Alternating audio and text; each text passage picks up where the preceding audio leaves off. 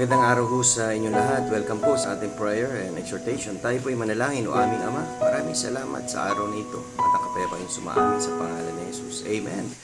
Well, let's proceed to our Bible sharing. 1 Thessalonians chapter 2 and verse 15. Who both killed the Lord Jesus and their own prophets and have persecuted us, and they pleased not God and our country to all men.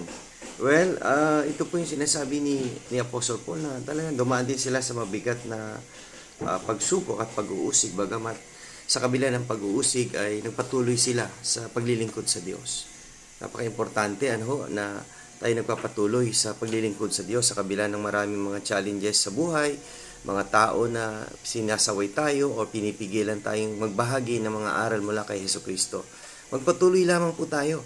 Dahil ang ating Diyos naman ang ating pinaglilingkuran dito, hindi ang tao. See you again tomorrow sa ating Strong Family Prayer and Exhortation.